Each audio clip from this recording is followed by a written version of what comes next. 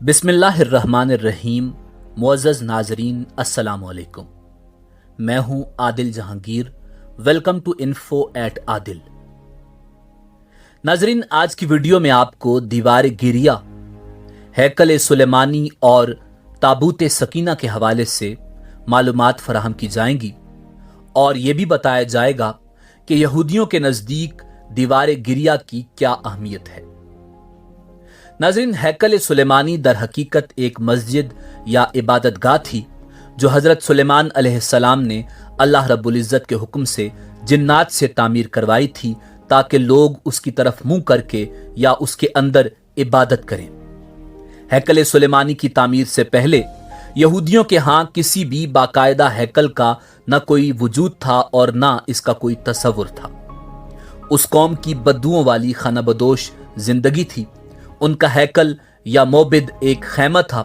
उस खैमे में ताबूत सकीना रखा होता था जिसकी जानिब ये रुख करके इबादत किया करते थे।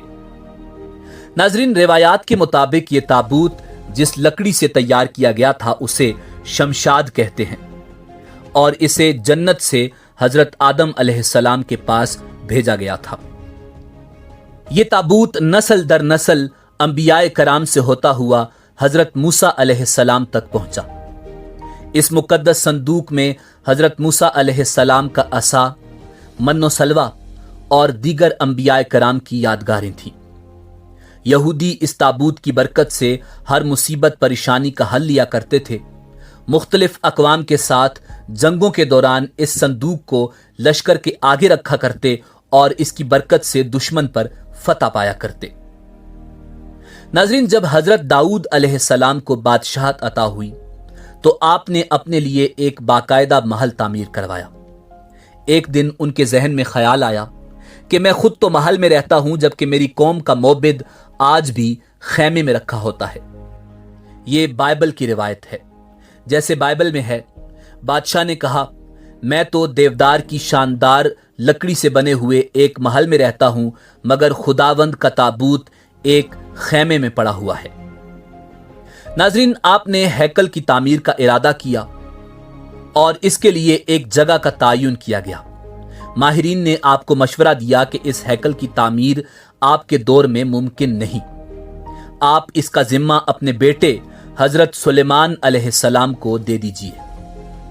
चुनाचे हजरत सुलेमान अलैहिस्सलाम ने सन 970 कबल मसीह से 930 कबल मसीह के दरमियान अपने दौरे हुकूमत के चौथे साल में इसकी तामीर का बाकायदा आगाज किया।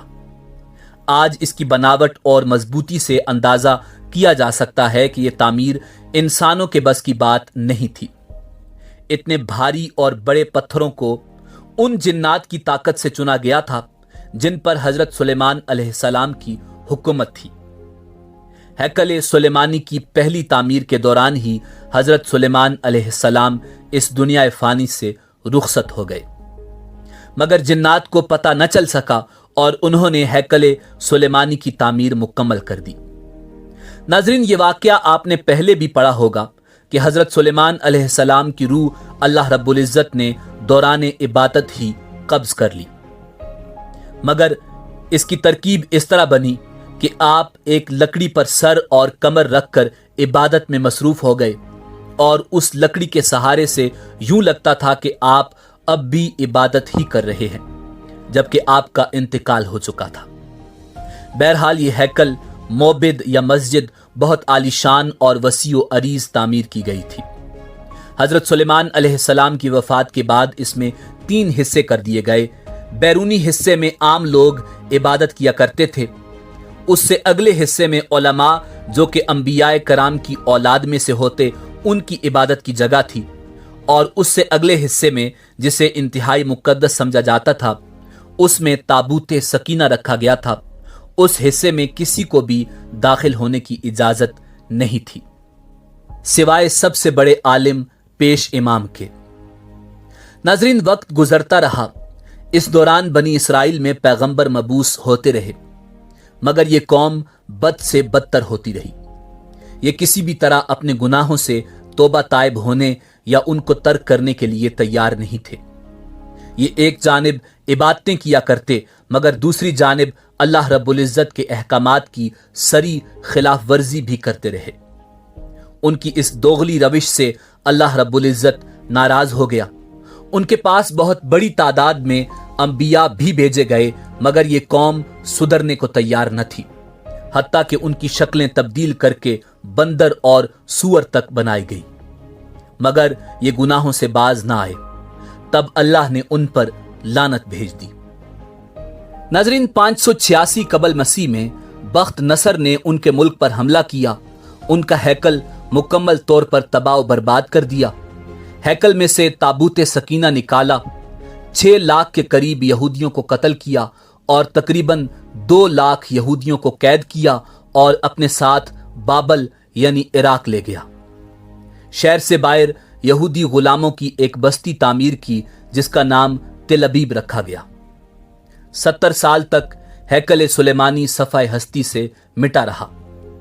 دوسری طرف بخت نصر نے تابوت سکینہ کی شدید بے حرمتی کی اور اسے کہیں پھینک دیا۔ کہا جاتا ہے کہ اس کی اس حرکت کا عذاب اسے اور اس کے ملک کو اس طرح ملا کہ سن 539 قبل مسیح میں ایران کے بادشاہ سائرس نے بابل یعنی عراق پر حملہ کر دیا اور بابل کے ولی عہد کو شکست فاش دے کر بابلی سلطنت کا مکمل خاتمہ کر دیا۔ سائرس ایک نرم دل اور انصاف پسند حکمران تھا۔ اس نے تل ابیب کے تمام قیدیوں کو آزاد کر کے ان کو واپس یروشلم جانے کی اجازت دے دی اور ان کو ہیکل سلیمانی کی نئے سرے سے تعمیر کرنے کی اجازت بھی دی اور ان کی مدد فراہم کرنے کا وعدہ بھی کیا۔ ناظرین، ہیکل سلیمانی کی دوسری تعمیر سن 537 قبل مسیح میں شروع ہوئی، مگر تعمیر کا کام سر انجام دینے والوں کو اپنے ہم وطن دشمنوں کی اتنی زیادہ مخالفت کا سامنا کرنا پڑا کہ تعمیراتی کام جلد ہی عملی طور پر بند ہو گیا اور دارا اول کے دور حکومت تک مداخلت ہی کا شکار رہا۔ اس کی حکمرانی کے دوسرے سال حضرت زکریا علیہ السلام نے وہاں کے گورنر اور سردار کاہن یوشا کی حوصلہ افزائی کی کہ وہ ہیکل کی تعمیر ثانی کی دوبارہ کوشش کریں۔ انہوں نے مثبت رد عمل کا اظہار کیا اور پوری قوم کی پرجوش تائید اور ایرانی حکام اور بذات خود بادشاہ کی مدد سے ہیکل ثانی اپنی اضافی تعمیرات سمیت 4.5 سال کے عرصے میں 520 قبل مسیح سے 515 قبل مسیح تک پایہ تکمیل کو پہنچا، مگر اس بار ہیکل میں تابوت سکینہ نہیں مل سکا۔ اس کے بارے میں آج تک کسی کو معلوم نہیں کہ بخت نصر نے تابوت سکینہ کو کہاں پھینکا۔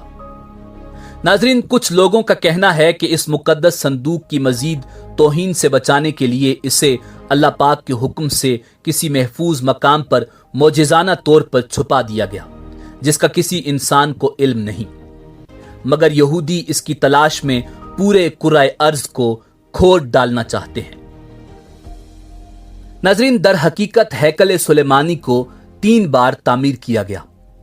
ہیروڈس بادشاہ جو کہ حضرت عیسیٰ علیہ السلام کی پیدائش سے چند سال پہلے کا بادشاہ تھا، اس نے ہیکل کی بہتر طریقے سے تعمیر کی نیت کی تو یہودیوں کے دل میں ایک خوف پیدا ہوا کہ اگر اسے نئے سرے سے تعمیر کے لیے گرایا گیا تو دوبارہ تعمیر نہیں ہوگا۔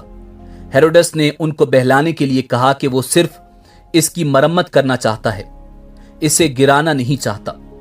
چنانچہ سن 19 قبل مسیح میں اس نے ہیکل کے ایک طرف کے حصے کو گرا کر اسے تبدیلی کے ساتھ اور کچھ وسیع کر کے تعمیر کروایا۔ یہ طریقہ کامیاب رہا اور یوں یہودیوں کی عبادت میں خلل ڈالے بغیر تھوڑا تھوڑا کر کے ہیکل گرایا جاتا اور اس کی جگہ نیا اور پہلے سے مختلف ہیکل وجود میں آتا رہا۔ یہ کام تقریباً 18 ماہ میں مکمل ہوا اور یوں تیسری بار ہیروڈس کے ذریعے ایک نیا ہیکل وجود میں آ گیا۔ کچھ عرصہ بعد حضرت عیسیٰ علیہ السلام کا ظہور ہوا۔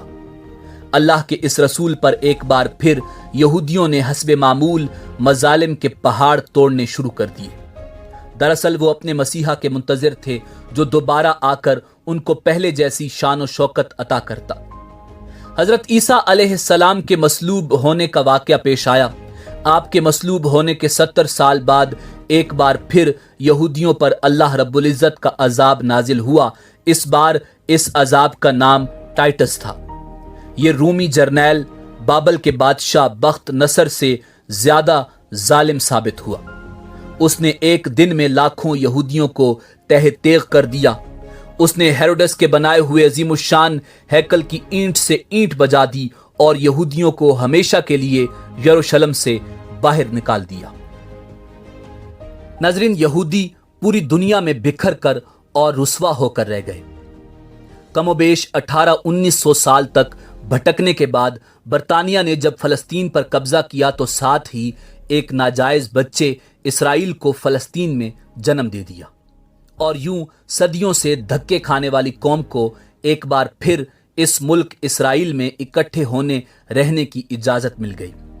مگر یہ قوم اپنی ہزاروں سال پرانی گندی فطرت سے باز نہ آئی۔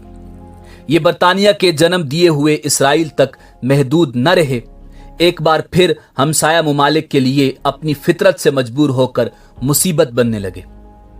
5 جون سن 1967 کو اس نے شام کی گولان کی پہاڑیوں پر قبضہ کر لیا۔ 1968 میں اردن کے مغربی کنارے پر قابض ہو گئے۔ اسی سال مصر کے علاقے پر بھی کنٹرول کر لیا۔ آج اس قوم کی شرارتیں اور پھرتیاں دیکھ کر اندازہ ہوتا ہے کہ یہ آج سے 2-3 ہزار سال پہلے بھی کس قدر سازشی رہے ہوں گے، جس کی وجہ سے اللہ رب العزت نے اس قوم پر لعنت بھیجی۔ ناظرین، مسلمان ممالک کی بے غیرتی اور بزدلی کی وجہ سے اب اس نے پوری دنیا کے مسلمان ممالک میں آگ لگا کر رکھ دی ہے۔ اب ان کا اگلا مشن جلد از جلد اسی ہیکل کی تعمیر ہے، اور اس ہیکل میں تخت داؤد اور تابوت سکینہ کو دوبارہ رکھنا ہے، تاکہ ایک بار پھر یہ اپنے مسیحا کے آنے پر پوری دنیا پر اپنی حکومت قائم کر سکے۔ وہ یہ کام انتہائی تیز رفتاری سے کر رہے ہیں۔ اس ہیکل کی تعمیر کے نتیجے میں یہ پوری دنیا کو جنگ کی آگ میں لپیٹ دیں گے۔ امریکہ کے سابق صدر ڈونلڈ ٹرمپ کا اسرائیل کے دارالخلافہ کی تبدیلی کا اعلان اسی سلسلے کی ایک کڑی تھا، مگر مسلمان اقوام کو کوئی پرواہ نہیں۔ ناظرین، آپ اندازہ کیجئے، یہودیوں کو جس بستی تل ابیب میں بخت نصر نے قیدی بنا کر رکھا تھا، وہ اس کو آج تک نہیں بھولے۔ انہوں نے اسرائیل بنانے کے بعد اپنے ایک شہر کا نام تل ابیب رکھ لیا، جبکہ ہم مسلمان اس مسجد اقصی کو بھی بھول چکے ہیں جہاں ہمارے نبی کریم صلی اللہ علیہ وسلم نے معراج کی رات انبیاء کرام کی امامت کی۔ یہودی آج تک بار بار گرائے گئے ہیکل کو نہیں بھولے، حتیٰ کہ اس میں رکھے تابوت سکینہ کی تلاش میں پوری دنیا کو کھود ڈالنا چاہتے ہیں، جبکہ ہم کو یہ بھی یاد نہیں کہ عراق میں کتنے انبیاء کرام اولیاء کے مزارات پچھلے کچھ عرصے میں بم لگا کر شہید کر دیے گئے۔ ناظرین، یہ بات انتہائی افسوسناک اور خطرناک ہے کہ اس وقت پوری دنیا کے مسلم ممالک کے درمیان اندرونی طور پر دشمنیاں شروع ہو گئی ہیں، جس کا انجام انتہائی بھیانک ہے، اور یہ یہودیوں اور اسرائیل کی سازش ہے جس میں وہ کامیاب ہو رہے ہیں۔ دعا ہے اللہ رب العزت مسلم امہ کو اتحاد اور اتفاق نصیب فرمائے۔ اجازت دیجیے، اللہ رب العزت آپ کا حامی و ناصر ہو۔